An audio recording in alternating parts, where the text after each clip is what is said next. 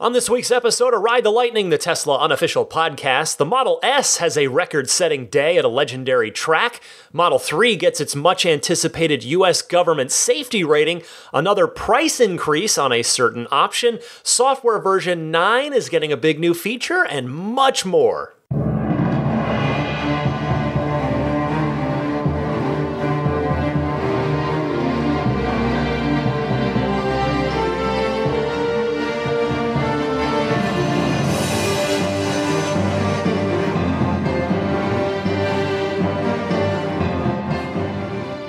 What's happening, friends? I'm Ryan McCaffrey. Welcome to episode 164 of Ride the Lightning. Yes, the Tesla unofficial podcast. This one's for September 23rd, 2018.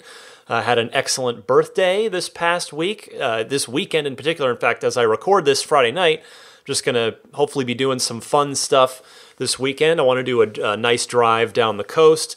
And then another thing that I hadn't planned on doing is doing a little, shall we say, civic duty. Maybe not duty. It's purely volunteer work. But I had a very interesting tweet thread with Elon this week on Friday specifically. So get this. So there was an article on Inside EVs, and they had an inside Tesla source claiming that this week there would be a huge Model 3 push. They claimed, their source told them, 7,000 Model 3s looking to get delivered in this final week of Q3 to try and get, just as many cars delivered as possible in this never-ending and immediate quest for profitability for Tesla. So I saw that, and I read their story, and I thought it was really interesting. I was like, man, 7,000's a lot. And I decided to tweet Elon something I've thought about in the past. And so I said to him on Twitter, quote, "A lot of Tesla Tesla owners, myself included, would be delighted to volunteer for free to help with deliveries in times like this. We can't do their paperwork, but we can do orientations. It's fun to educate new owners and see their joy and enthusiasm." And I'm being wholly sincere about that. I mean, I think a lot of us love talking Tesla, whether it's to just somebody, the friends, family, neighbors, people that come up to you at a supercharger or at a grocery store or whatever. I think a lot of us enjoy that. I know I really do. I enjoyed it very much back in my DeLorean days. I love talking to people about that car, and that is something that for me has carried over to Tesla. I mean, I have 160 now, 65 episodes of proof that I love talking about Tesla and spreading the enthusiasm and getting information out there. So, I just put that out there, and I didn't think Elon would reply to that. I was hoping he might see it and just, think, hey, the thought's nice. There are owners out there that are thinking like this, but he did write back to me, and he said this, quote, "Wow, thanks for offering to help. The coming week is incredibly intense. If any current Tesla owners who'd like to help educate new owners could head to Tesla delivery centers during midday on Saturday and Sunday and morning or evening on weekdays, that would be super appreciated." So I was very much not expecting, there are tweets that I'll send him where I think, okay, I think he's got a good chance of answering this if he sees it. That's always the trick, is, the guy's got 20 something million followers. It's tough to get him to see it. But I was very shocked in a pleasant way to get a reply on this, and for him to reply like that, to not just, say, thanks, that's lovely of you to think of us, but yeah, he accepted the call. So, and again, my offer was not a hollow one. I meant it. So I plan to attend. I'm going to go to Fremont tomorrow as I'm recording on Friday night. So Saturday, which will have already happened by the time 99% of you hear this podcast. So I'm going to head there. And I have to say, this seemed to trigger a wave of enthusiasm. Once he acknowledged it and put it out there like that, it just triggered this huge wave of enthusiasm Jason Calacanis, who I, of course, interviewed on the show recently. A lot of you heard that, I hope. He said he lives in the Bay Area. He said he would go on Sunday. Bonnie Norman, who a lot of you might not know, she's been in the Tesla community forever. She's an original Roadster owner. I would consider her the matriarch of the Tesla community, and I mean that in the sweetest, kindest, most sincere way possible. She said, well, because she's up in the sort of Washington State, Portland area. She said she was gonna go to Portland and just help out up there, and just this wave of people replying in a positive way to this. And so I'm thinking I'm gonna go tomorrow. That's the plan. And then maybe if the schedule allows and if my wife would permit it without me risking a divorce, because I don't want that, maybe I could sneak over for a midday one day next weekend as well, because next weekend is going to be probably extra insane since it is the end of the quarter. So I would say this: if you do want to help this week or this weekend, please do contact your local Tesla store or delivery center first. I did send an email just before I started recording here tonight, and I'm hoping to hear back in the morning. And if they do write back and tell me, please, thanks but no thanks, for whatever their reason, there could be a million different reasons, I will of course honor and respect that. I don't want to be in their way, but I have to say, depending on how this goes, this could be a thing that we might be able to better organize for next quarter, because next quarter is going to be, and future quarters, this is going to be a big push next quarter. And let me acknowledge too, I'm not taking credit for this idea at all. I know that other Tesla owners groups have done this kind of unofficially, quietly at end of quarters in the past. I just happened to, the thought occurred to me as a new Tesla owner to put it out there, and Elon acknowledged it. So I definitely want to acknowledge the people out there that have already been kind of doing this, not in the shadows per se, but just doing this already quietly. And, it's just, again, it goes to show. There's something I said that I really meant on, I believe it was last week's podcast, when I said that the Tesla community is only what we make of it. And so that's why I'm waving it at other Model 3s. And I think this is exactly that kind of thing. There would be a million reasons why you're either, maybe you don't live close enough to one, you don't feel comfortable doing that, you're not interested in doing that. There's no obligation, obviously. But if you've kind of got that bug inside you like I do, to want to talk to people and really spread the good information and help people. For me, it's like I said, I meant exactly what I said in the tweet. It is fun for me to see the joy and enthusiasm of people taking delivery. Like I lived it. I lived it with mine. You guys heard a clip. You guys heard my delivery episode. It was a thing that meant a lot to me and was a big day for me. And if I can help Tesla, make that a better experience for other people taking delivery, I'm more than happy to do that. So we'll see what this looks like in a week or so. I'm not going to bring my recording equipment, anything. I don't want to make any content out of this. That's not what this is about. It's not content for the podcast, so I'm not going to have any clips or anything for you next week with the way I normally would with a Tesla event. But yeah, if you end up doing something like this, I'd love to hear from you. Call in, share your experience. I'll give you the call-in info later, although regular listeners know it. But so there's that. That was the big thing that broke today, Friday. And then the other quick top of the show note I want to add is I'll send an open invitation out. I encourage you to go on Facebook through the proper channel here, but I was invited. I was given a heads up, not like specifically invited, but the My Tesla Adventure channel, their Facebook page, they are putting together an event on this Wednesday, the 26th, from 5 p.m. to 8 p.m. at Sacramento Raceway Park, and it is Tesla's at the drag strip. And I've said it, this is a Tesla bucket list item for me. I've always wanted to take, certainly the Tesla to any car, to the drag strip. I've never done it because I've never had a car that was really suited for it until now. So if you want to come hang out, maybe if you're in the Sacramento area, Northern California area, you want to come on up. Come on up. I mean, this will be my first time trying it, and I'm really curious to see how it goes. I'm looking forward to it. So there's that. Wanted to float that out there as well. And again, you can look up the event details. I mean, I've given you the basic stuff there, but if you look on the Facebook for My Tesla Adventure and look on that page, you'll find everything you need right there.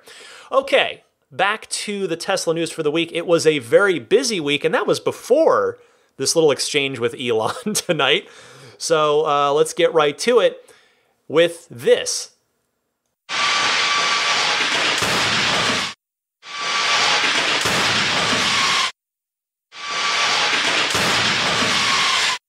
That sound you hear is the Model 3 being awarded a 5-star crash rating in every category by the National Highway Traffic Safety Administration here in the United States. The primary categories for this test are overall front, which includes the subcategories of front driver and front passenger. Then there's overall side, the subcategories there being side barrier and side pull, front and rear, and then side barrier, driver and rear. And the third major category is rollover. And in Tesla's case, there's a dynamic tip result. No tip. Car did not tip over, no doubt largely, and thanks to that center of gravity being so low with that stiff, heavy, rigid battery pack in the floor of the car. Elon taking to Twitter to comment on this, saying, quote, NHTSA will post the final safety probability stats soon. Model 3 has a shot at being the safest car ever tested. A Tesla piece on the physics of car safety is coming soon for those interested in the technical details, end quote. This is great news for all of us, whether you're a Model 3 owner, a Model 3 reservation holder, because guess what? You and your family will be in one of the safest cars in the world, possibly the safest car in the world. By the way, the other two safest cars in the world, the Model S and the Model X. And of course, it's certainly good news for Tesla itself. You know, the car, if you think back, the car was designed to do this. And so it's outstanding to see that Tesla's design once again is delivering on the promise of safety. Remember, Elon said it himself at the original Model 3 unveiling on March 31st, 2016, almost exactly 2.5 years ago. At the reveal, Elon said this. First of all, I want to start off by saying the Model 3 is going to be an incredibly safe car. We really believe at Tesla that safety has to come first. We care about you. We want you to be safe. We want your friends and family to be safe. This is paramount. The Model 3 will not just be 5-star on average, it will be 5-star in every category.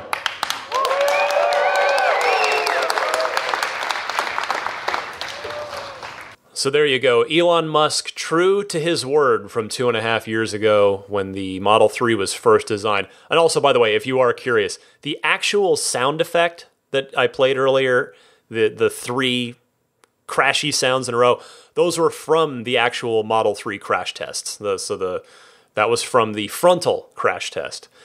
Next up this week, the Model S had itself a great day at the track.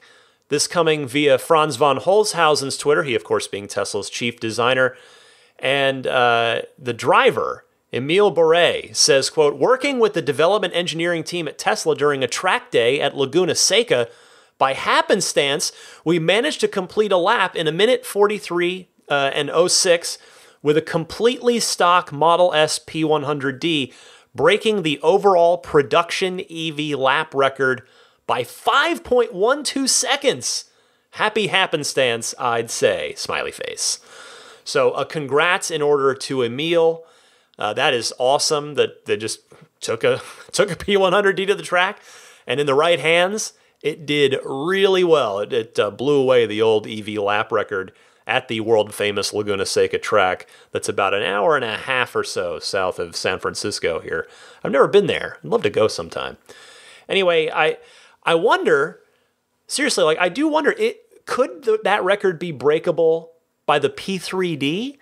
And I say, I know obviously the Model S is a quicker car, but just because with the lighter weight and the track-friendly brakes and track mode, with all of those sort of hardware software combination, I wonder if it's possible that a P3D could run Laguna Seca quicker than that, or if again the Model S's brute power is simply enough on its own to keep it quicker around Laguna Seca.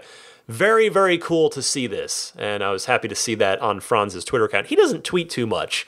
He's no Elon Musk in the Twitter department, but when Franz does tweet, it's usually something fun.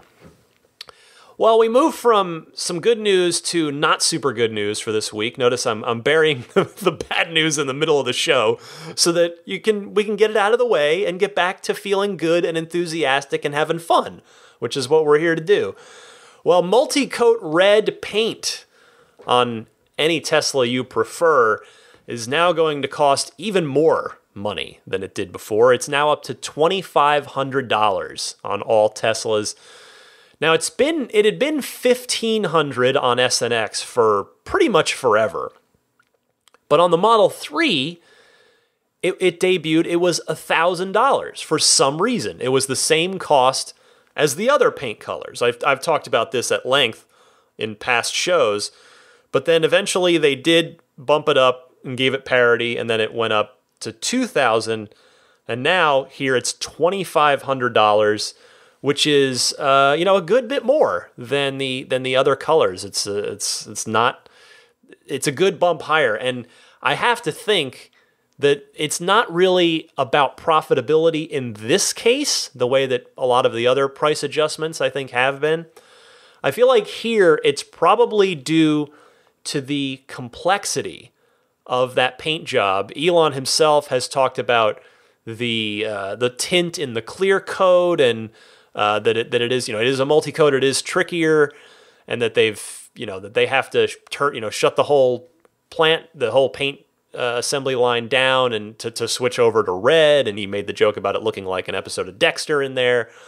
So my suspicion is that the complexity of the multi-coat paint, specifically multi-coat red, means that it makes Tesla less efficient, and they're trying to be as efficient as possible to try and get profitability here in Q3 and Q4 as well. So I think this $2,500 price tag now is meant to discourage as many people as possible from ordering red, so that Tesla has to do batches of red less often than they have been doing. So you can still get it, unlike Obsidian Black and Metallic Silver, which are now gone. But Tesla does not really want you to do that. They please choose another color is what they're implying with this, if my gut is correct. But there you go. Wanted to pass along that news, though it's not great news to have to report. Hopefully the price will adjust downward again at some point. You never know. I wouldn't necessarily get my hopes up for that, but it could happen. The S and the X overall have come down in price in various ways here and there, but we'll see about paint jobs.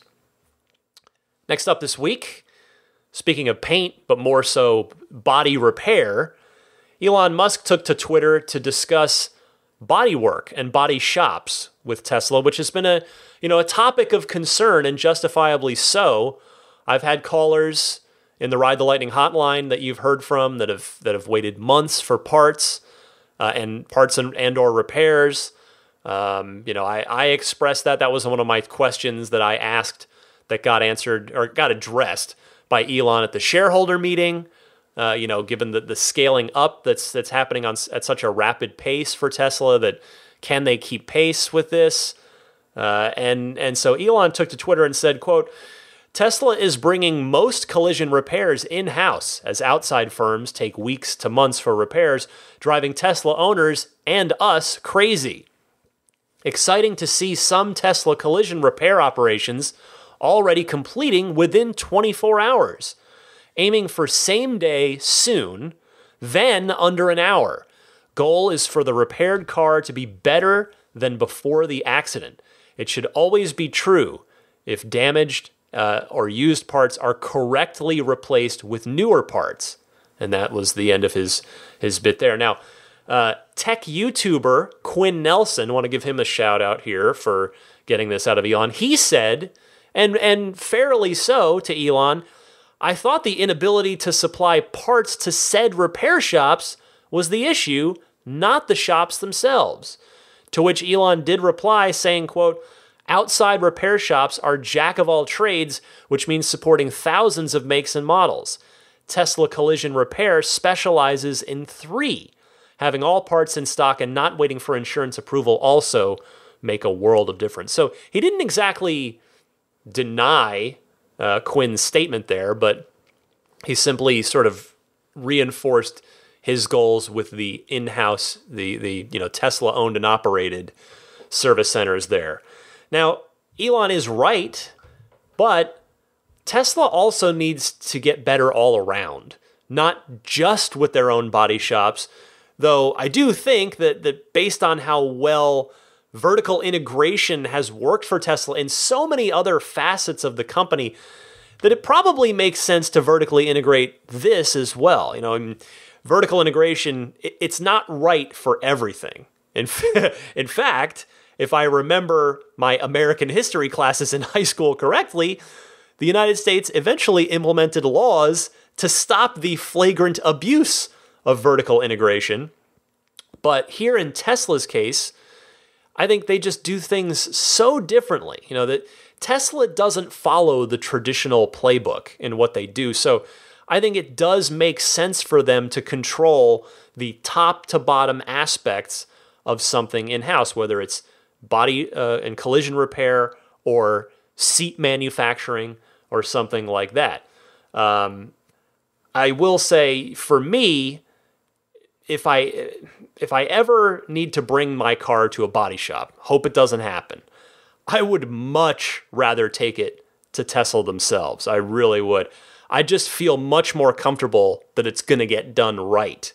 Now, my friend Kim and her husband PJ from the Like Tesla YouTube channel, they recently had a great experience themselves in getting their Model 3 repaired correctly after they had a mishap with their bumper and front fascia. It suffered damage, so that they got it turned around quickly, and it was all done quickly, painlessly. So let's hope that starts to become the rule rather than just the exception, which I think for now we have to say that is the exception. So as these Tesla owned and operated body repair centers become more ubiquitous around the country, hopefully that will indeed become the rule. Next up this week, I guess I wasn't done with bad news just yet. Here's a little more. Bloomberg reports that Tesla is under investigation by the Justice Department over the public statements made by Elon Musk regarding the privatization push. This comes via Bloomberg. The criminal probe is running alongside a previously reported civil inquiry by securities regulators. Federal prosecutors opened a fraud investigation after Musk tweeted last month that he was contemplating taking Tesla private and had, quote, funding secured for the deal, said the people who were granted anonymity to discuss a confidential criminal probe. The tweet initially sent the company's shares higher.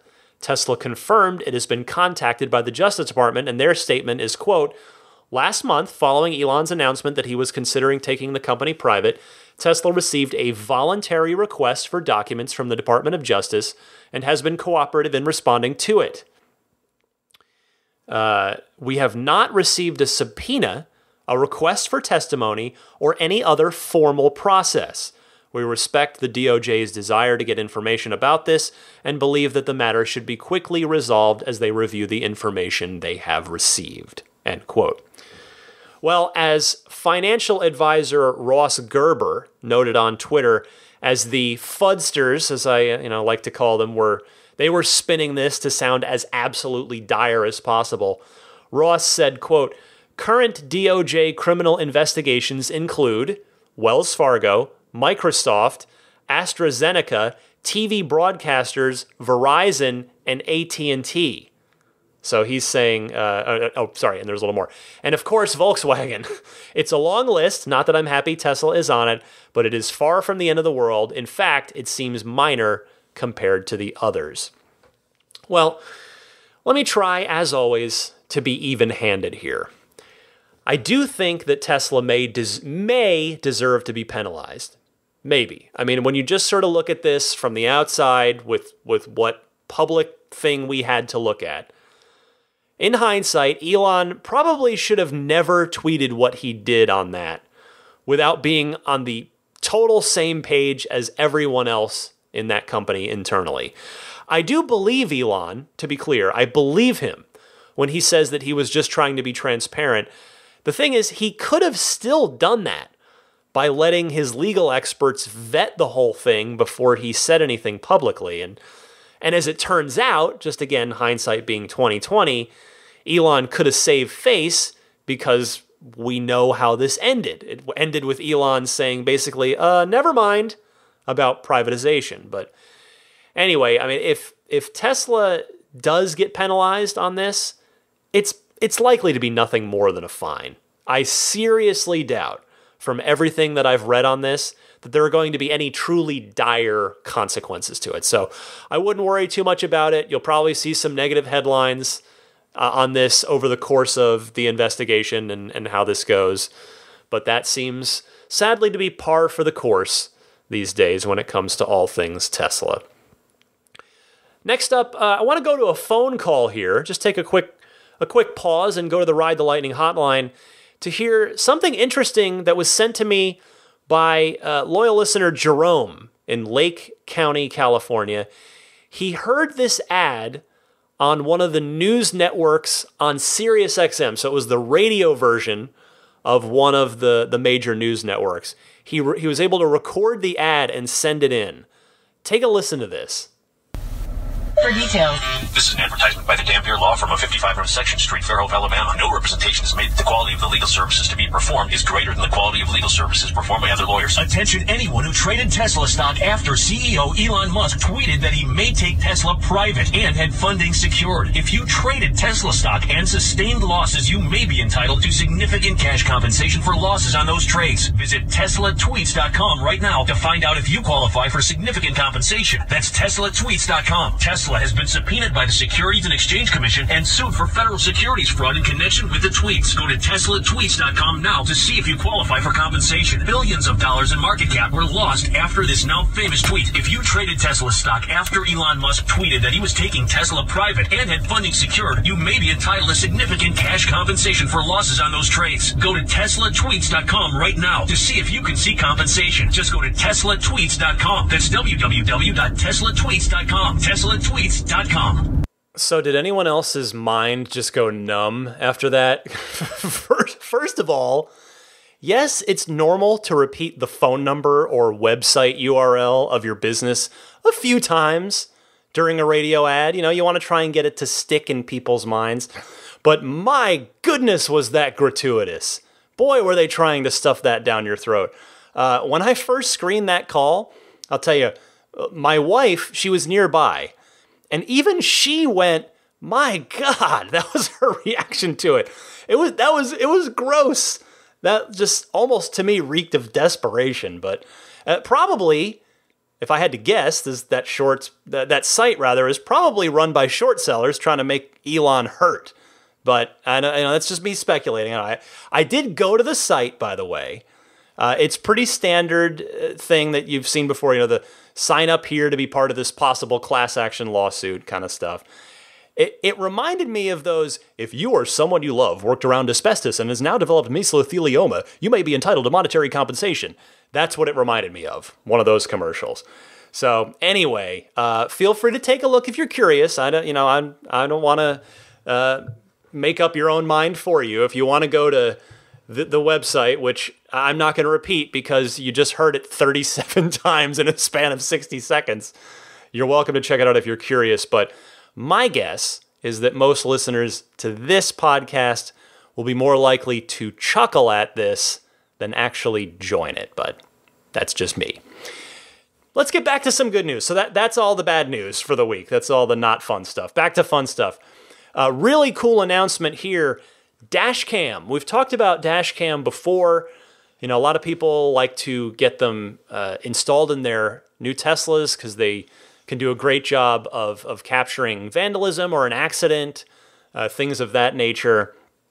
And, for a while, Tesla owners and enthusiasts have wanted Tesla to say, well, can't you utilize the 8 onboard cameras to just use the built-in stuff to have the car do that?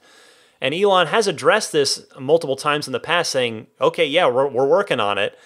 And now some really good news is that it's coming soon. Elon's saying, good news on this front. Tesla engineering rallied, and this will be part of V9, meaning software version 9. It says, going through final testing now.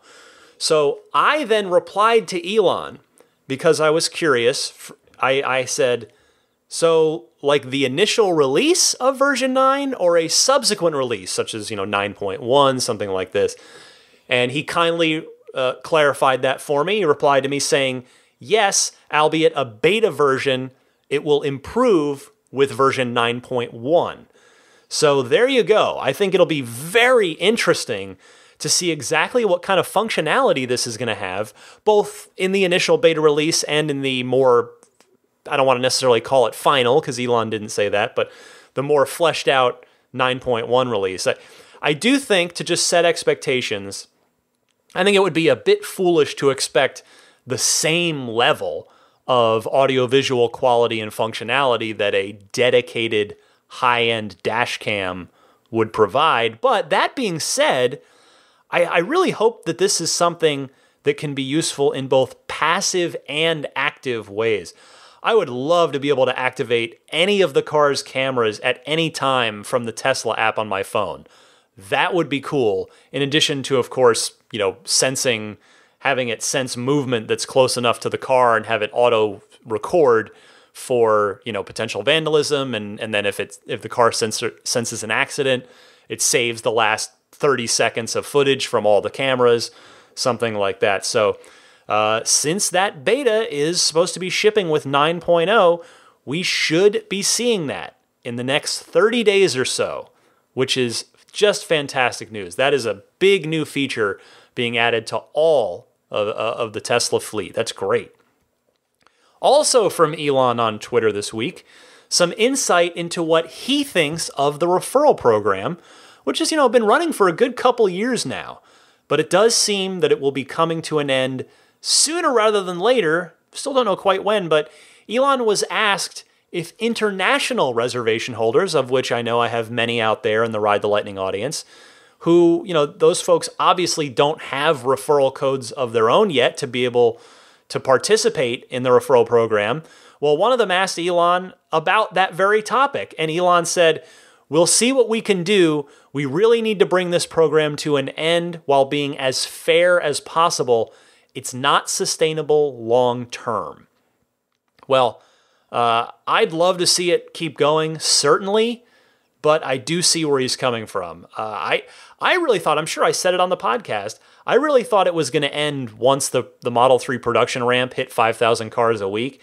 And it has been throttled down now. By the way, a clarification on that, I'll give you my referral code later if you or someone happens to be buying a Tesla, but it's no longer, it's not a year of free unlimited supercharging, but it's $100 credit, which depending where you are, like in California, the kilowatt hour rates of the superchargers are higher, but in many other parts of the country, they're pretty low, and $100 will actually last you quite a long time, potentially a year, maybe even a touch more, maybe depending on, your driving habits. So that is a little tweak to the program there. But I guess the bottom line with this is I wonder if maybe we'll see the complete and total end of the program sometime this year. I hope not, because I think it's great for more people to get to participate in it. I think it's a win-win for everybody, for Tesla and for the referrer and for the referee. So we'll see what happens. For now, it is still going. Next up, confirmation from my friend Trevor Page at Model 3 Owners Club. First, he got a website, a bit of data on this, and now he's got actual proof. So there is a key fob for Model 3. It's about to roll out.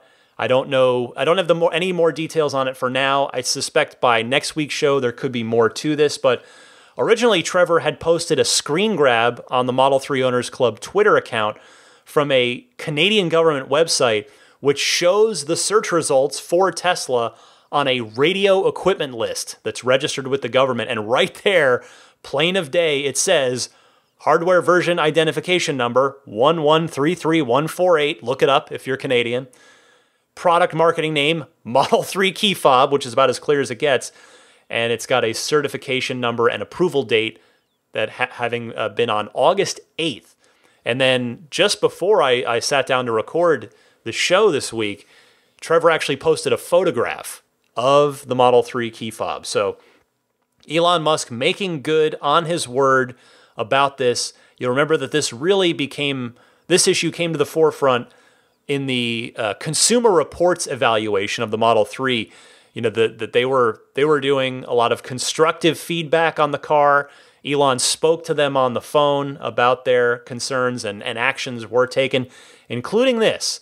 So the question now is simply, when will this roll out to customers? And also, how? How will it roll out to customers?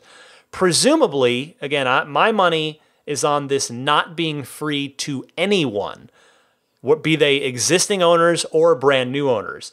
I suspect it's going to cost something if you want this, but the question is how much. I look to the Model S and Model X key fob replacement costs as a good ballpark, kind of a barometer for this, and those are about $100 a piece.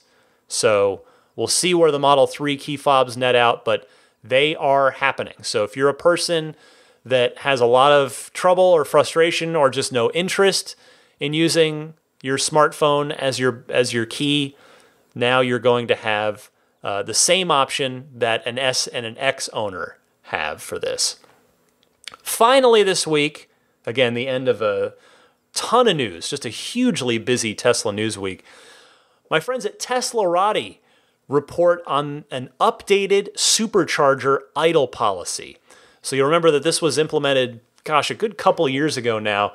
So Tesla has updated the flat idle fee of 40 cents a minute, which goes into effect if you've got your car plugged in at a supercharger and the car finishes charging and you leave it there, Tesla starts billing your account 40 cents a minute. Well, now that's been updated so that if the supercharger station is 50% occupied, you're going to get an idle fee of 50 cents per minute.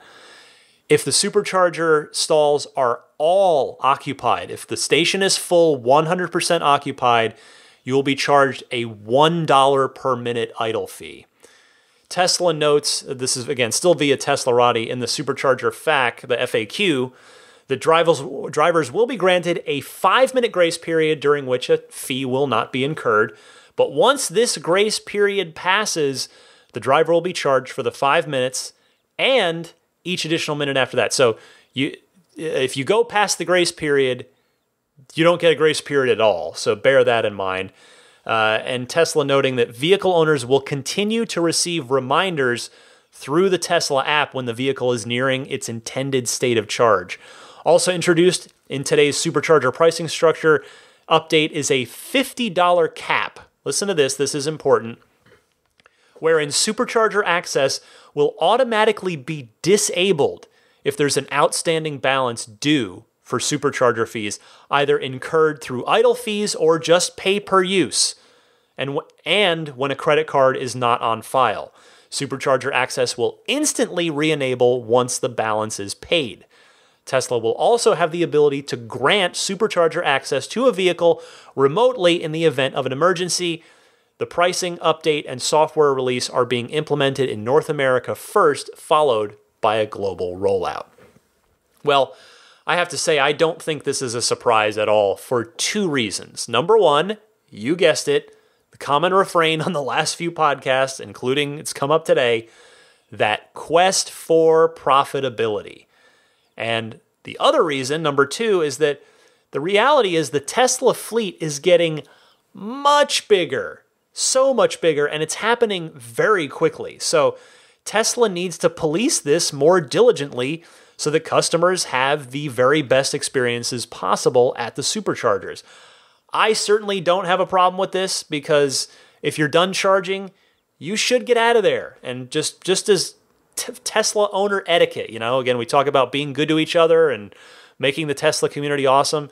Don't leave your car plugged in if you're done. Just kindly move your car out of there. And the fact that the car warns you via those push notifications on your phone, even if you're having a meal with your family in the restaurant next door, you can just pop out and move the car before those fines start incurring for you. So be mindful of that. All right, that wraps it up for the news this week. As usual, plenty of excellent calls lined up in the Ride the Lightning hotline, which I'll get to for you right after this.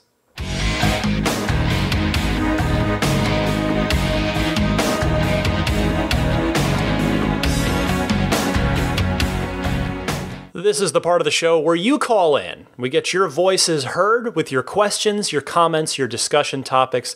Please call in to the Ride the Lightning hotline. It's two easy ways to participate here. You can either use your smartphone's built-in voice recorder software and just email me the recording. Please try to keep it, as always, I kindly remind you, minute and a half tops is perfect. So you can email that to teslapodcast@gmail.com, or you can call in and leave a message anytime, day or night, on the toll-free Ride the Lightning hotline, and that number is 1-888-989-8752. That's 1-888-989-TSLA. And if you know someone special with an upcoming birthday, anniversary, graduation, or some other special occasion, you can give them a unique gift of recorded voices from friends and family telling them why they're special. The recordings can be podcasted or put onto a keepsake. Visit lifeonrecord.com to learn more. Kicking it off with David, a new listener, wants to talk a couple different topics on David's mind. Let's hear him out. David, you're on the air. Hey, Ryan, this is David. Just got done listening to one of your podcasts.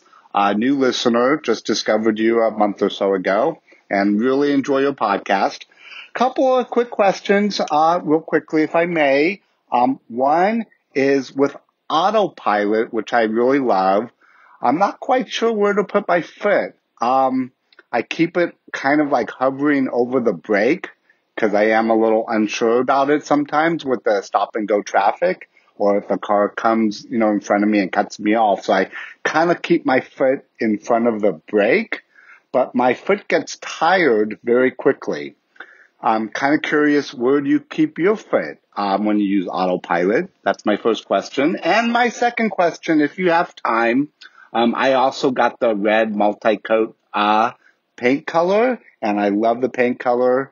Unfortunately, I haven't done the paint protection, and I got a very small little chip on the edge of my hood. I was thinking of using the Tesla touch-up paint, the red multicolor paint, but it's not available. And I just wondered, some of the secondary markets, like there's a website called TouchUp Direct. They sell the paint, but it's not available on the Tesla website. You think it'd be okay to buy the touch-up paint from another manufacturer, I guess, called TouchUp Direct. Anyways, again, love the show. Thanks for your time. Bye. Welcome to the show, David, and thank you for calling in. Let me take your second question first. I can't speak to the third-party touch-up paint that you mentioned, but if it were my car, I wouldn't do it. Multi-coat red's tricky. We talked about it earlier in the podcast. I've been told that by my detailer. We've indirectly learned that through Elon's tweets on the subject. I would wait for the official thing from Tesla if it were my car. If you haven't done so already, I would politely call your nearest service center, maybe all of them that are close to you, if you can, to ask about it and to let them know that you'd like to order some as soon as it's available again. And heck, hey, it couldn't hurt to tweet Elon about it too. That it could be one of those things that Elon's just unaware of, and if he were made aware, he'd delegate it and have it solved in a day. As to where I put my feet in the car when I'm using autopilot, I usually keep my left foot on the dead pedal there on the far left. And then my right foot, I will typically just either kind of keep it flat on the floor near the brake, or kind of in the same spot, but leaning my knee into the console to the right, so that it's kind of my right leg's resting against the center console. So I kind of feel like it's just whatever is comfortable for you, but as always, just prepared to brake, prepared to take over at any time. That is the key thing to always be diligent of and aware of. Thank you for your call, David. Let's go next to our friend DJ in North Central Ohio with a couple of charging tips. Always happy to spread some knowledge and good cheer here, good tips. So DJ, take it away. Hey Ryan, DJ in lovely North Central Ohio here, calling from Evie.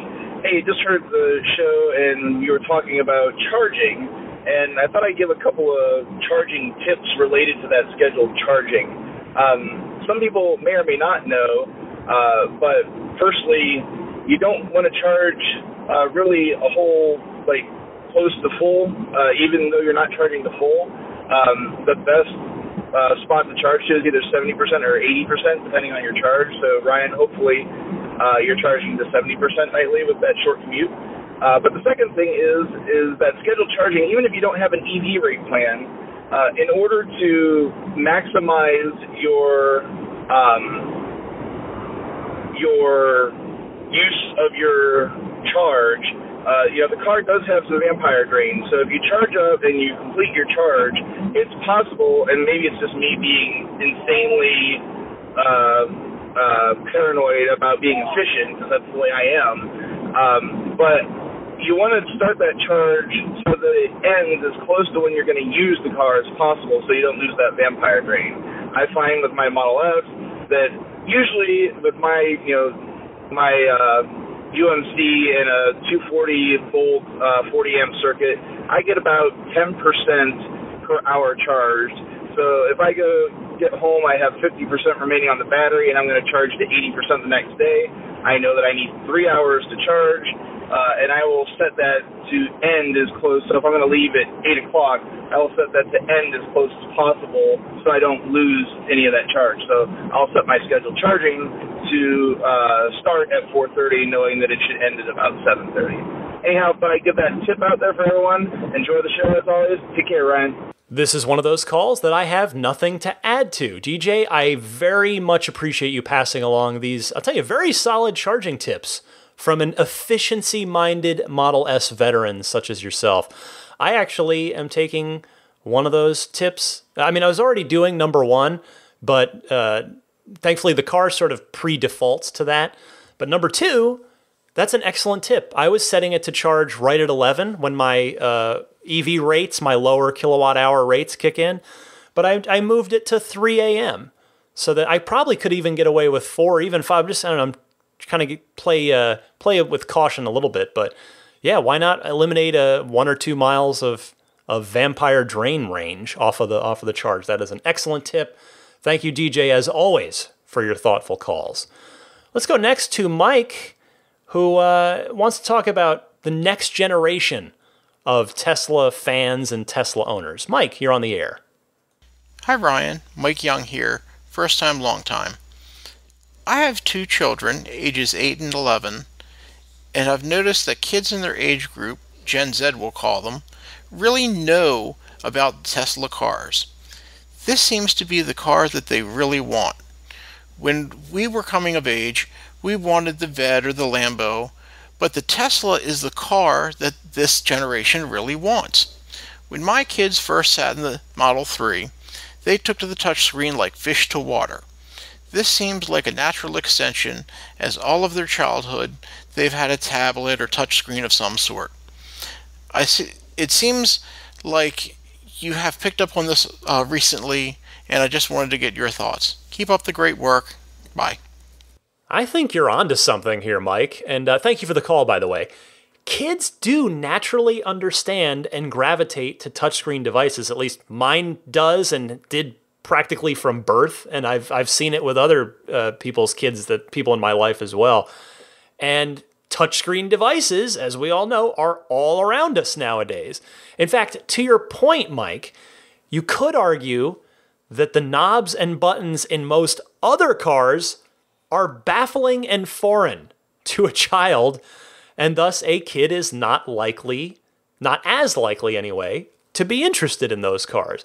I mean, that doesn't stop a kid from finding a Ferrari to be a stunning vehicle. When I was a kid, I suppose I probably would have loved Teslas as a kid, but when I was a kid, I had a poster on the wall of like 4 exotic cars. I think it was definitely the Lamborghini Diablo, the Ferrari Testarossa, those beautiful bear claws on the sides of it, and then, gosh, I'm trying to remember what the other 2 were. Anyway, it's beside the point. So I think you're right, though, that kids just get it with Tesla pretty naturally. Like, it's a pretty organic, natural thing. When I explained to my daughter before we got our Model 3, and she's 7, by the way, so I guess she would have been 6 back like a year ago, but before we got our car and I was explaining to her that it was electric, she just took that as totally normal. It was not strange to her in any way, the same way that it is to adults who've grown up, all of us have grown up with internal combustion engine vehicles as the normal thing, the standard thing. So we are helping to normalize these cars for an entire next generation of people, and that should only benefit all of us in the coming decades as we are all advocates and supporters of Tesla's mission to try and accelerate the world to sustainable energy use. Thanks, Mike. Jerome, we heard from him. Well, we heard from the ad he recorded earlier in the show. Here is a call from Jerome in Lake County, California, who wanted to call in response to the recent bout of extreme, well, maybe not extreme, but in, let's say, frequent price fluctuations on various option prices on the Tesla fleet. So, Jerome, you have the floor. Hey, Ryan, this is Jerome up north of you in Lake County. I was just listening to your podcast and the discussion around the dynamic price fluctuations on various things like paint and other options just feels really volatile to me. It's just too much. And I'm surprised that I feel that way. I've often in the past felt like Apple and other companies could fluctuate their prices depending on lack of demand, etc. And they often don't. They often stay very rigid for long periods of time. But Tesla has really gone the other end of the spectrum to a point where it feels almost like it's changing on a daily basis. And maybe I'm alone in that feeling, but I'm just really surprised how dynamic the price increases and decreases have been for various things. And I know that it's been to your benefit during your order, but it sure does feel like people must be thinking, I paid less, or heard people paid less and other people paid more. I'm just surprised that it's as dynamic as it is, and I'm just curious if others feel the same way. Great job with the podcast. Hope you're liking your car. Talk to you soon. Jerome, thank you for the call. You're right. I happened to catch what has been, in hindsight now, pretty much a perfect window for me to order. As I said last week, I'm really bummed for the international folks and for standard battery customers in the U.S. As well. Those people who can't order yet, and they have to watch these prices rise and their choices diminish. I don't fault you at all for thinking that Tesla is pushing it with regard to the goodwill of their customers, specifically the reservation holders, people that have been on that list for 2.5 years now. And, as you probably already heard either earlier this week or earlier in the podcast, they're doing it again with the multi-coat red paint. That's the latest thing. So, yes, Tesla is trying to achieve profitability in the next 2 quarters, be it via price increases, efficiency maneuvers, or what have you. And that is vital to the long-term health of the company. And yes, they have the benefit on their side of demand greatly outstripping the supply. But still, there is a line to walk, and I don't disagree that they're teetering on it and leaning towards the not-so-great side of it. So here's hoping that things calm down really soon in that department.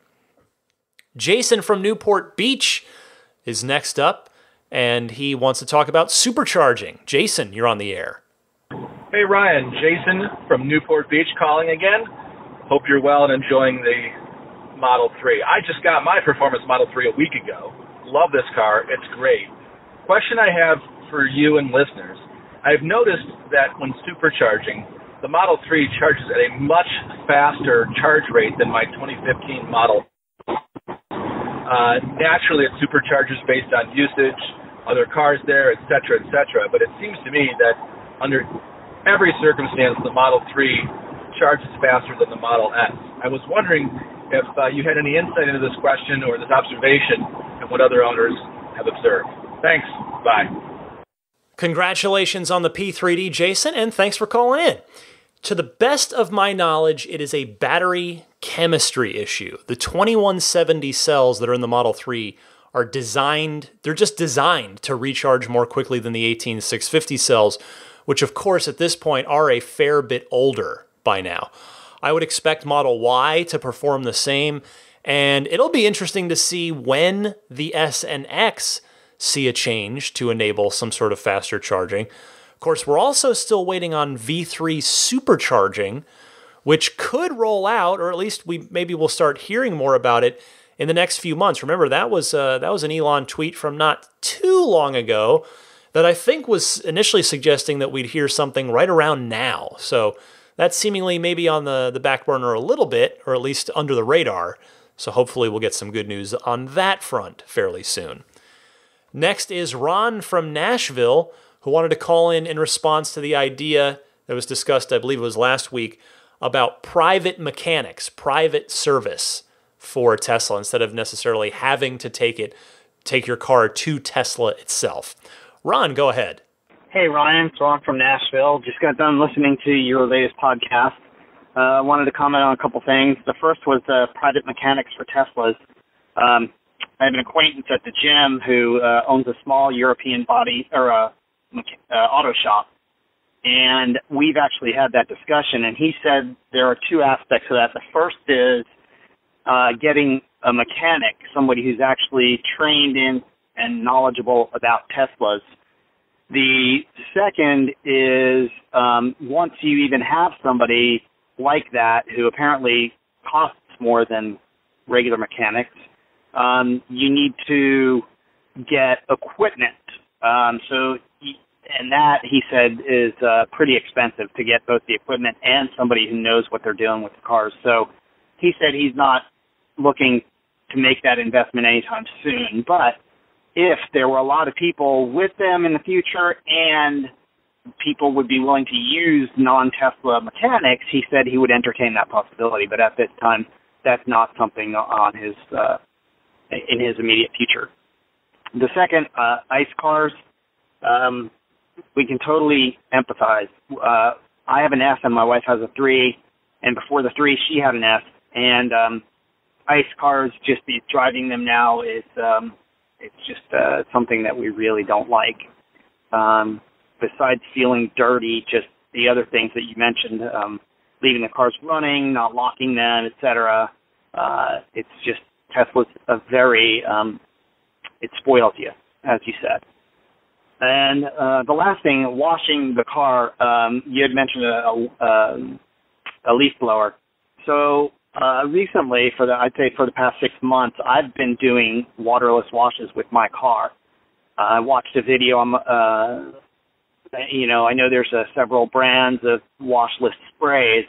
I happen to use Meguiar's and Rain-X are two that I've bought at Walmart, not to do company plugs, but I'm just telling you where I got them. I know you can get them on Amazon as well.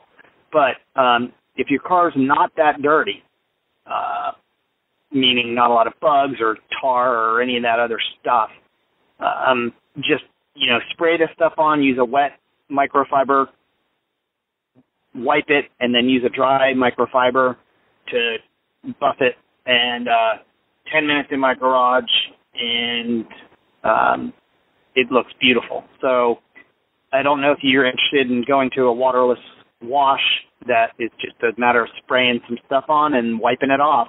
Meguiar's has a nice video of using their product. I can say my car looks as nice or nicer than if I did a water wash and wax. So that's another option. Thanks for your show. Keep up the good work, and talk to you later. Bye. Thanks, Ron. We could do an entire episode about detailing. Heck, I think there are probably podcasts dedicated solely to that. So I don't want to go too far down the rabbit hole here, because then everybody will call in with their specific technique. And that's great, by the way. There are many, many ways to satisfyingly clean your car. The waterless method certainly has its advantages. I have looked it up.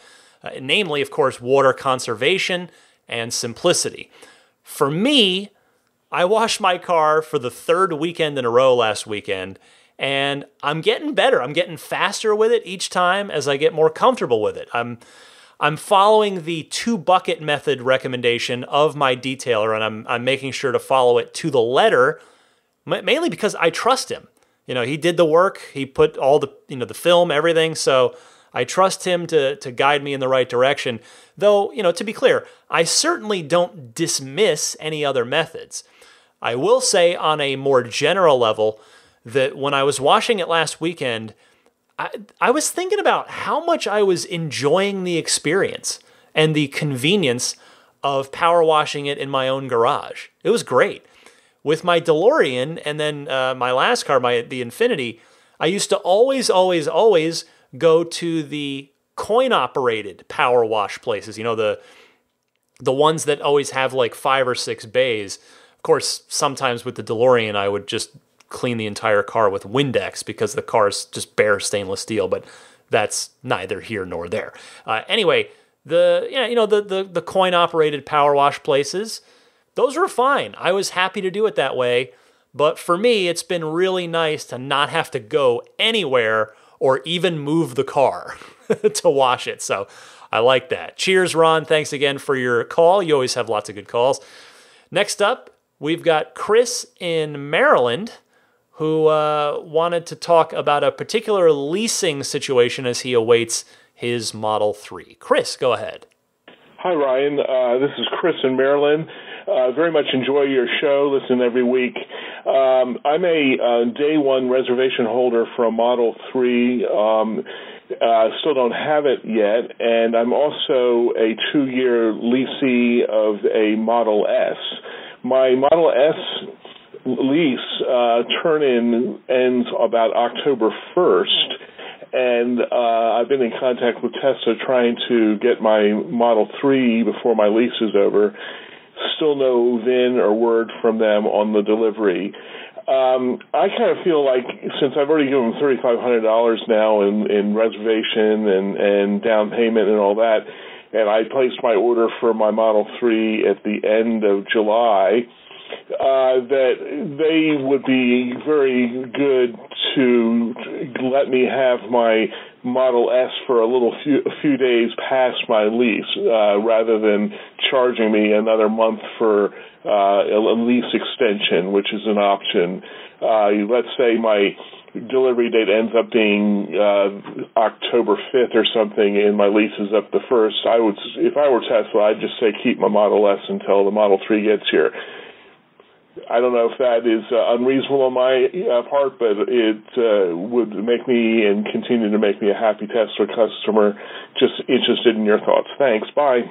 I think your proposal is completely reasonable, Chris, and more often than not in my years of observing Tesla, they do the right thing, whether we're talking morally, ethically, or just with regard to kindness. It literally wouldn't make a difference to their bottom line if you were to hang on to that S a few more days while you wait for your Model 3. So I hope that they do that if it comes to it for you. I would ask you, have you requested that yet? If not, I would politely do so at your nearest convenience. Hopefully, though, it's going to be a moot point because of that huge Q3 push for profitability and the end of the quarter coming up the end of this weekend. I would imagine that Tesla is going to try their very hardest, trying to do everything they can to make your delivery happen by September 30th. So good luck to you, Chris. I will be eager to hear your joy, hopefully joy, when you get your car. John in Hudson Valley, New York is up next, and he has a feature a feature request is the simplest way to put this, that I happen to agree with. So John, go ahead. Hey Ryan, this is John from the Hudson Valley of New York. Just a quick thought concerning the authenticated smartphone to unlock feature. It's a pretty cool feature, but it would be even more cool if that functionality were extended to the smartwatch as well. At any given time during the day, I'm more likely to have my watch on my person than my phone, especially when going for a run. The watch has the same Bluetooth technology built in that the phone does. The watch is much less likely to get lost or stolen than the phone.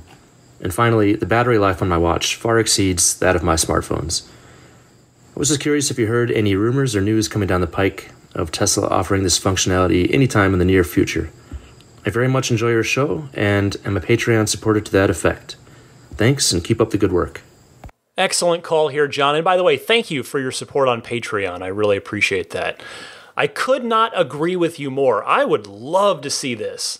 I very much enjoy my Apple Watch. I used it to, when I traded in my last iPhone, when I bought my last one and traded in my old one, Apple has a thing now where you can trade in your old phone at the Apple store and they'll give you store credit. And I found that their trade-in rate was more than most other of those trade-in places. So I used it towards the watch, and I've been super happy with it ever since. And I've had the same thought, like, man, it'd be cool, with the Model 3, the phone as the key. It'd be neat to be able to use the watch, and potentially if I want to leave my phone at home for whatever reason, if I'm just going out maybe for a long walk somewhere or something, and I don't need my phone. But anyway, I would love to see it. I suspect it is a resource/bandwidth issue at Tesla. I mean, I don't know for sure, obviously. I mean, for all I know, this functionality might be available tomorrow. But I tell you, I did speak to one employee at Tesla who also listens to this show, who works in so we say kind of a related department. And while he didn't have any specific knowledge about it, when I brought it up to him, he did seem like he was kind of making a mental note to pass along. Not that I'd be telling them anything they don't already know, but I figure it's got to be on their app roadmap for the Tesla app.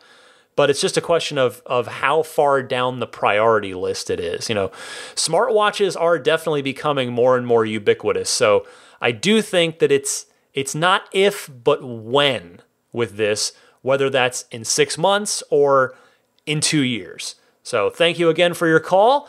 And next, we've got Steve from Maryland, who wanted to discuss the disappearing paint colors that we talked about last week. Steve, you're on the air. Ryan, this is Steve from Maryland. On your most recent episode, you were talking about the email that went out about the limited paint colors.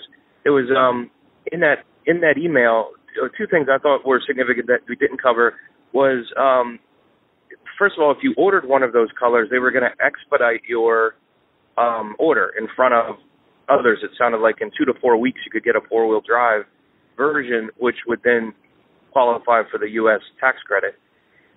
Secondly, I've never heard this before, but maybe this isn't news, but it mentioned in there that you had 2 days to return for a full refund. And I've never heard that language before in any of the literature. In fact, I once heard a story that a guy had to put his deposit and didn't qualify for financing and then lost his deposit. So this sounds like you could take delivery and then 2 days return it and just wipe your hands and let them have everything back and you get your money back. So I just wanted to see what your thoughts were on that and any comments you have. Thanks. Love the show. Thank you, Steve. And you're right. I apparently did not source the entire email, just a snippet of it. It does indeed say, and I quote, Model 3 orders placed before Friday in metallic silver or obsidian black metallic will be produced on an expedited basis, so may be available as soon as 2 to 4 weeks. As a reminder, you can easily buy a Tesla online without visiting a store or doing a test drive and have it delivered directly to your home or work. We are highly confident that you will feel great about your purchase, which is why you can always return it within 2 days for a full refund. End quote. Well, part of that is moot, as the grace period on those paint colors ended today, as I record this, September 21st. Though for the record, I will note, it does say may be available as soon as 2 to 4 weeks. They're kind of, they're covering themselves there. But Steve, you're absolutely right about the return policy. Elon has mentioned that offhandedly a couple of times on Twitter to people, but it's never been actually formalized like this to the best of my knowledge. And this is a good thing, by the way. This is a good thing, though it does beg the question of if it was only applicable to this off-menu paint color ordering, or is that now standard policy for every Model 3 and or every Tesla, period? So we'll see what we can find out about that. Our final call this week, the honor goes to Juan in Sacramento, who wanted to share some news. So Juan, go ahead. Hi, Ryan. This is Juan from Sacramento, California, and I'm calling you on day 2 of my brand new job at Tesla in Rockland. And I've been a long time follower of yours through IGN, and I follow you on Twitter. I had no idea that you had also a Tesla podcast, so I just discovered it this morning. And coincidentally, I'm also driving behind a Tesla at the moment. But I'm heading into work, and I just want to praise the podcast and say that thanks to listening to it. It just gives me a little bit more confidence walking into my brand new job, and it gives a little bit more substance to what I'm talking about when I'm talking to customers. And so thank you. I'm so happy to listen to something that is relevant to my day-to-day work life. And I'll be seeing you on Twitter, on IGN, and now the Tesla podcast. Thanks a lot. Juan, congratulations on your new job. And by the way, thank you for the kind words. And more importantly, thank you for being a part of Tesla. And I mean that. Anytime that I meet a Tesla employee out in the world, I always say hi to them when I can, when I know it. And I like to make sure I say thank you to them. Thank you for being, and the thing I always say is thank you for being part of the solution. I was walking Daisy, and I saw some Tesla solar guys, a couple of guys getting, kind of prepping for work inside somebody's garage. And I just was like, oh, you guys doing Powerwall? And just, I said, thank you for being part of the solution. And that's always been something that I like to say to Tesla employees, and so I say it to you, Juan. And hey, by the way, if you get a chance, maybe put the podcast on in the showroom cars from time to time. Accidentally, a little free advertising wouldn't hurt me anyway. No, I'm just kidding around. But thanks so much to you and to everybody for your excellent calls this week. I encourage you to keep those calls coming. Again, the 2 easy ways to call into the show are either recording something on your smartphone and then email that file to me at the email address teslapodcast@gmail.com, or you can call and leave a message anytime, toll-free on the Ride the Lightning hotline. That number is 1-888-989-8752. Be right back with a couple of Spirit of Adventure notes for you and some parting thoughts right after this.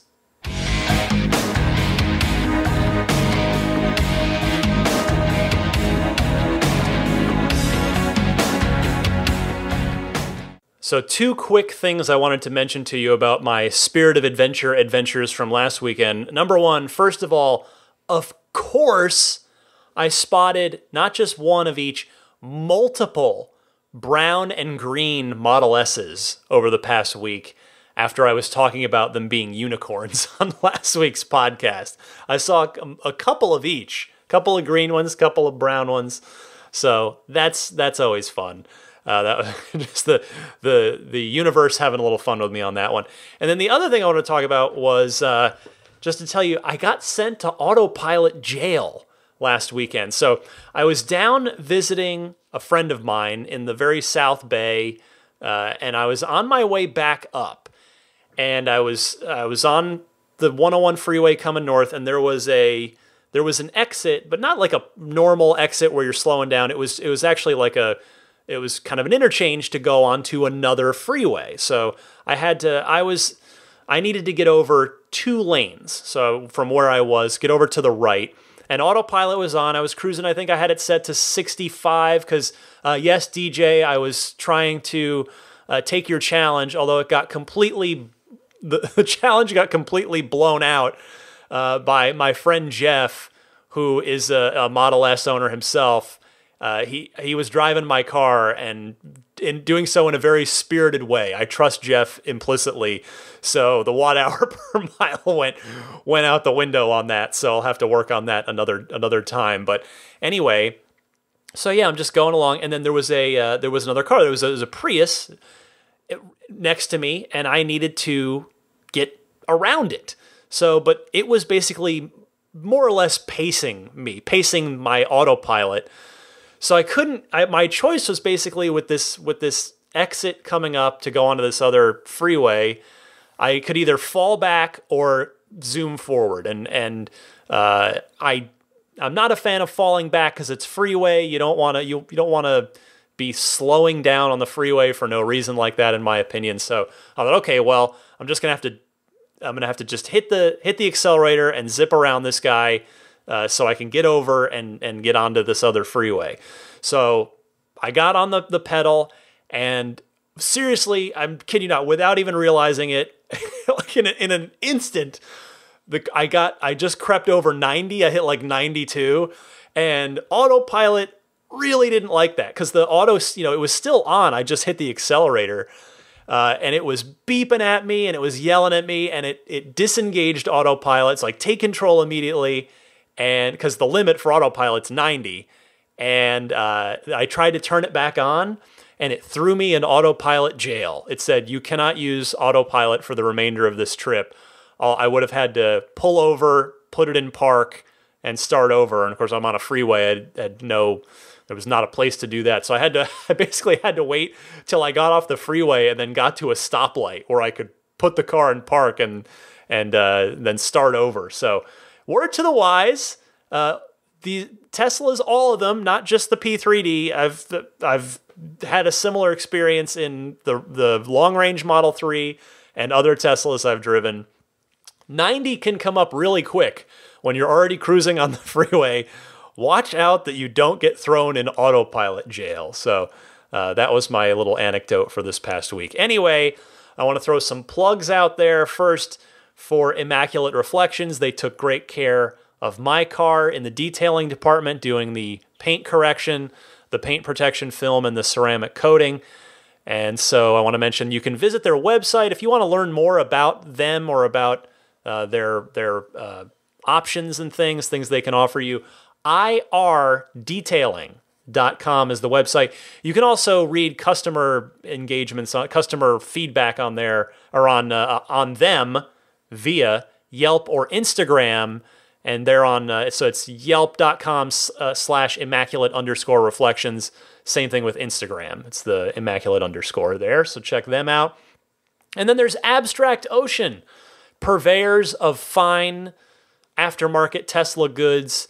I'd say, like I say, they specialize in lighting, improved, upgraded LED lighting components, whether it's interior lights, footwell lights, the puddle lights, of course, with the 3SX or Tesla T logos, bat signaling down onto the ground when you open the door at night. The Tesla lettering, they've got lanyards if you want to get a Tesla lanyard, all kinds of neat stuff over at abstractocean.com. And what makes that extra cool is that, as longtime listeners know, they've been offering the coupon code for listeners of this podcast for quite a while, and it's still going. So if it's your first time buying at abstractocean.com, use the coupon code RTLPodcast, all one word, RTLPodcast at checkout, and you'll get 15% off of your order. That's a pretty nice discount. So thank you to abstractocean.com for continuing to keep that going for the Ride the Lightning audience. Patreon. If you enjoy the podcast and you would you're wondering how you can support me here in the vast amounts of time and energy that do go into this, because the show's gotten bigger and bigger. If you go back, if you even just look at the timestamps, this podcast went from like 20, 25 minutes every week. Then it got up to like 45 minutes a week pretty consistently. Then an hour a week pretty consistently. Now it's been kind of an hour 15 to an hour and a half pretty consistently. And that's a testament to all the great phone calls that I get on the Ride the Lightning hotline, and just, me getting more comfortable and having there's always more stuff to talk about in the world of Tesla, I should say. So if you enjoy the podcast, if it informs you, hopefully maybe even entertains you, and you might want to support me, Patreon is the most awesome way to do that. It's totally optional. As I always say, you're always going to get the show for free no matter what. But if you would like to support me on Patreon, you can read more about that on my Patreon page. Find that at patreon.com/Tesla podcast. Patreon is spelled Patreon. And the Patreon producers, these are the folks at the producer tier who get the extra shout out. That's part of their perk every week in this case. I want to say hi to Paul Hussey, DJ Harbaugh, Pete White, Wolfgang Obergen, George Cassiopo, David Brander, Jonathan Wales, Alexi Heft, Logan Willis, Matthew Para, Michael Lester, Robert Miracle, Jason Chalukas, Emotion Rentals, Tim Hyde, Marcus Mayenschein, Lee Sweet, Lars Hoffman, Peter Chalet, Harold Plug, Kenneth Martin, Michael Callahan, Rome Strack, David Vakil, Ulrich Lassa, Luke A., Eric Randolph, David Nondahl, Luke Miles, Stefan Joris, Gabriel Salays, Jerry and Mary Smith, Brian Hope, Rick Cinta, Bill Royko, Scott Gillis, Lyle Austin, Joel Sapp, JC at ev-alliance.co.uk, otherwise known as Cookie UK, and EV Wraps. Thank you all so much. The referral code, my referral code, if you're buying a Tesla or somebody in your life would love it if you would use my referral code. So again, free unlimited lifetime supercharging is out, but you can still, you still get something. If you use the referral code, that person buying the car, whether it's you or someone in your life, will get that $100 supercharging credit, which is, that's going to be good for a number of trips. Potentially a lot of trips, depending where you are in the country. So my referral code is Ryan73014. That's 73014. You can give that to your sales advisor, or if you're ordering online, type this into your web browser, ts.la/Ryan73014. That will take you to a landing page on Tesla.com where you can then choose whether if you're going to buy Model S, any Model X, or Performance Model 3. That's what the referral is good for. Sadly, it's not usable on standard long-range Model 3s, but any of those other ones, use it, enjoy it, get that $100 supercharging, and happy travels to you. Subscribe to the podcast if you don't already. Again, that's just, it's a total free thing. It's not a monetary thing. It's just the podcast downloading to you automatically. Subscribe on iTunes, Google Play, preferably Google Podcasts if you're an Android person, Stitcher, TuneIn, which again, TuneIn is in the car, that's in your Tesla, Spotify, or the hosting website, teslapodcast.libsyn, LIBSYN.com, or every episode's also on YouTube as well, just in pure audio form. And I think, that's right, last thing, the Jada wireless charging pad.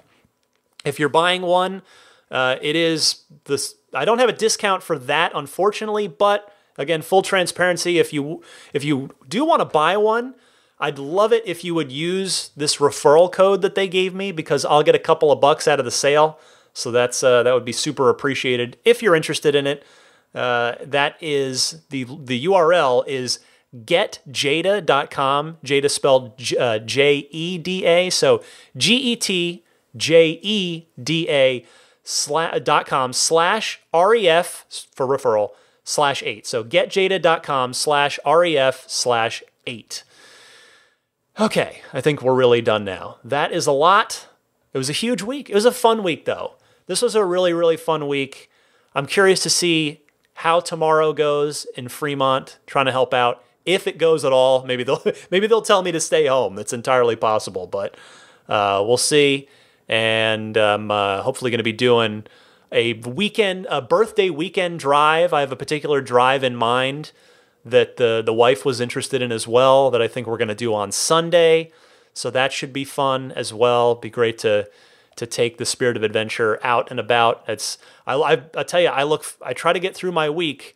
I'm lucky I have a job that I enjoy, but it's lately I really want to get to the weekend so I can go drive the Model 3. It is such a fun thing. It's really, the car's not perfect, right? Like, it's not the perfect car, but it's, for all the long wait and how much I built this up for myself, actually having it now is totally great. I love it. I mean, it's so much fun. There's just so much about it I love. It's amazing. When I say it's not perfect, I'm talking about the rear visibility is terrible. I hate the rear visibility in the car, and there's nothing about that can change. No software update's gonna fix that. But by and large, boy, for all, as much as I built it up for myself over the past number of years, both with this podcast every week and long before that too, when I was daydreaming about this car, it's really lived up to it, which is saying something about how great Tesla's vehicles are. It's just something else. So anyway, for the now sleeping Daisy the Boxer puppy, I'm Ryan McCaffrey. This was Ride the Lightning episode 164. Happy electric motoring to you, and I'll see you back here next week every Sunday. The new episode drops at 9 a.m. Eastern, 6 a.m. Pacific.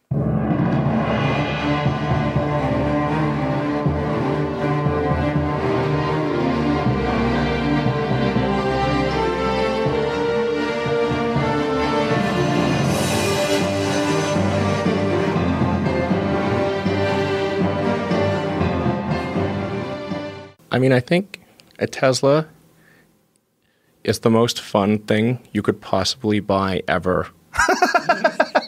That's what it's meant to be. Well, our goal is to make it's not exactly a car. It's actually a thing to maximize enjoyment. Make it maximum fun.